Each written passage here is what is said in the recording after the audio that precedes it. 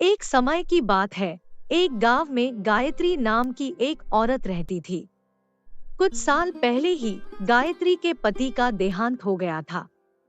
तब से गायत्री पूरे घर को अकेली ही संभालती थी। उसके पति ने मरने से पहले वहां के जमींदार से कर्ज ले रखा था, जिसकी भरपाई गायत्री खेतों में काम करके करती थी। एक दिन जब गायत्री खेत में काम कर रही थी।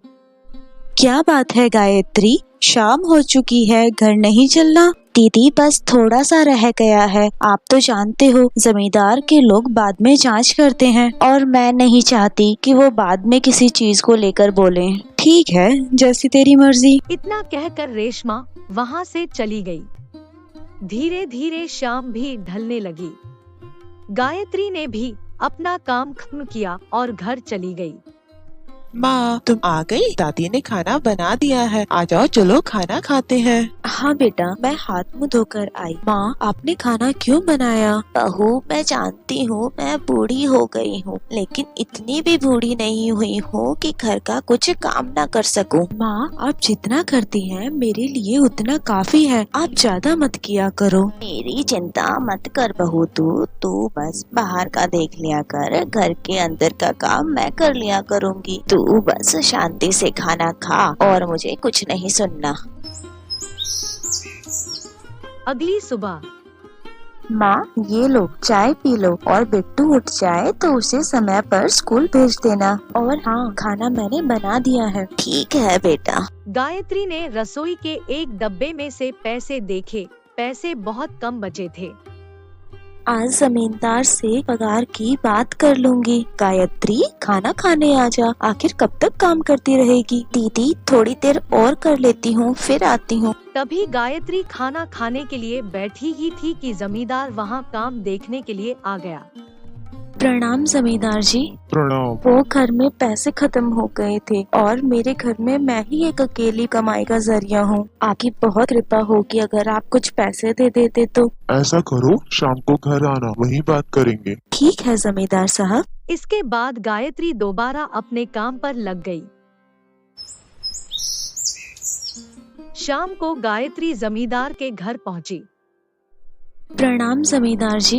प्रणाम। वो घर में पैसे खत्म हो गए थे और मेरे घर में मैं ही एक अकेली कमाई का जरिया हूँ। आपकी बहुत कृपा होगी अगर आप कुछ पैसे दे देते तो। तुम्हें तो पता है ना तुम्हारे पति ने मुझसे कितना कर्जा लिया था, और अगर मैं ऐसे ही रुपए बांटता रहा तो मैं तो सड़क पर आ जाऊंगा। तुम पहले सारा कर्ज दे दो, फिर ले लेना पैसे। जमींदार साहब, ऐसा मत कहिए, मैं यहाँ के अलावा कहीं और काम नहीं करती। अगर यहाँ से भी मुझे पैसे नहीं मिलेंगे तो मैं कहाँ जाऊंगी? घर पर काम करोगी हमारे, बहुत पैसे दूंगा। कैसा काम जमींदार जी? वो तुम्हें सब मैं समझा दूंगा। ये क्या कह रहे हैं आप? कहाँ जा रही हो? गायत्री वहां से चली जाती है।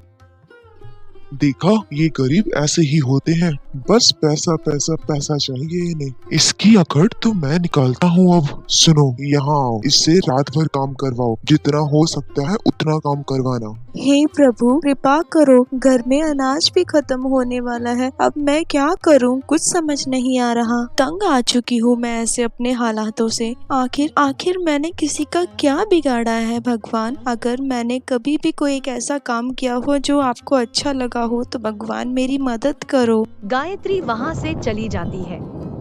चलते चलते बारिश भी आ गई। अचानक गायत्री का पैर एक पत्थर से टकराया और वो गिर गई। और थोड़ी देर बाद वहां पत्थर पर बिजली गिरी, जिसके बाद वो काफी सुंदर मूर्ति में बदल गया।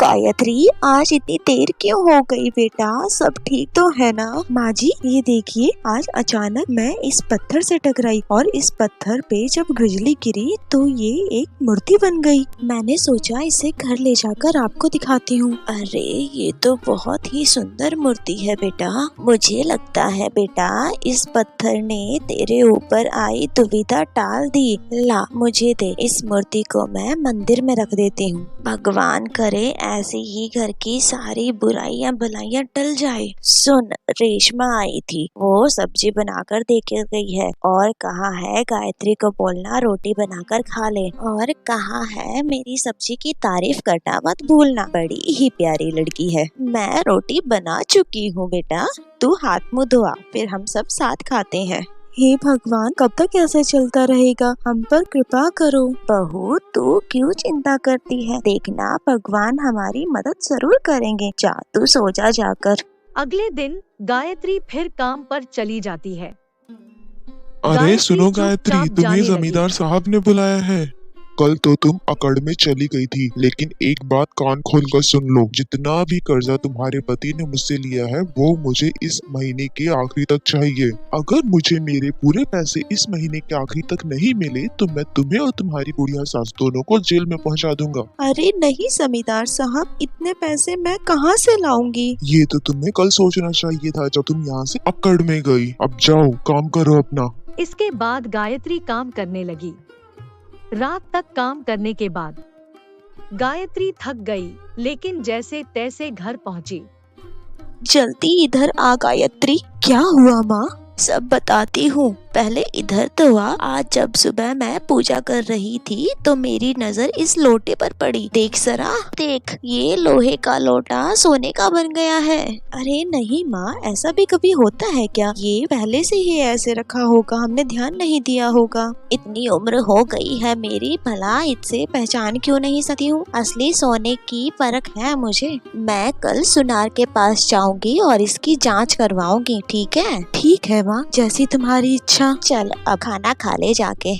माँ, आपको पता तो है ना, घर में धीरे धीरे सब अनाज और पैसे खत्म होते जा रहे हैं और जमींदार है कि और पैसे देने का नाम ही नहीं ले रहा। धैर्य रख बेटा, सब कुछ ठीक हो ही जाएगा। माँ, आपको तो पता ही है मैं इन सब के चलते बिट्टू को बिल्कुल भी समय नहीं दे पाती। वो तो शुक्र है कि आप हैं, वरना मैं ये सब अकेले कैसे करती। ये तू कैसी बातें कर रही है बहू? मेरे बेटे ने अपने फायदे के लिए कर्जा लिया था और खुद तो चल बसा हमें कर्जे में छोड़ के। तूने मुझे रखा, मेरी देखभाल भी की और उस नालायक का कर्ज उतारने के लिए दिन रात खेतों में मेहनत भी कर रही है। नहीं तो अगर तू चाहती तो बिट्टू को लेकर अपने घर कब की चली जाती, लेकिन तूने ऐसा नहीं किया। हे प्रभु, कृपा करो हमारी, और कितना दुख देखना बाकी है। अगले दिन गायत्री काम पर चली गई और माजी सुनार के पास गई। वहां जाकर सुनार ने माजी को बताया कि वो लोटा सोने का है। आप इसका कितना दोगे? ये बहुत ही अच्छी क्वालिटी का सोना है माँ जी, इसका मैं 90,000 दे सकता हूँ, लेकिन आपके पास ये कहाँ से आया? ये मेरी सास ने मुझे दिया था, लेकिन मैं इसको रखकर भूल गई थी, आज मिला है। इसके बाद अम्मा घर पहुंची। उसके बाद जैसे ही गायत्री घर पहुंची तो अम्मा ने उसे सारी बात बताई और पैसे गायत्री को दे दिए। बहू, ये पैसे ले जाकर जमींदार को दे आ और कह देना तू कल से उसके यहाँ काम पर नहीं आएगी। माँ, ये आप क्या कह रहे हो? वो लोटा हमारे घर कैसे आया? बहू, जो उस दिन तू रात को मूर्ति लेकर आई थी ना, वो कोई साधारण मूर्ति नहीं है, वो जादुई मूर्ति है, और उसके सामने कोई भी लोहे की वस्तु रख दो तो वो सोने की वस्तु बन जाती है। ये देख बहू, ये कोई मामूली मूर्ति नहीं है, ये पारस पत्थर की तरह है, और ये सारा सोना तू बाहर शहर में बेच कर आना, किसी को हम पर शक हो जाएगा। गायत्री और अम्मा बात कर ही रहे थे कि तभी वहाँ जमींदार भी आ जाता है। आप लोग यहाँ? ये बताओ तुम आज काम पर क्यों नहीं आई? मैं आज के बाद आपके यहाँ काम करने नहीं आऊंगी, और ये लीजिए आपके पूरे रुपए, पूरे 3 लाख रुपए हैं, और हाँ, आइंदा हमारे घर पर आने की जरूरत नहीं है। इतने रुपए तुम्हारे पास कहाँ से आए? इससे तुम्हें क्या मतलब? तुम अपने पैसे लो और जाओ यहाँ से। पैसे लेकर जमींदार गुस्से से वहाँ से निकल जाता है और अम्मा और गायत्री खुशी खुशी अपना जीवन व्यतीत करने लगी।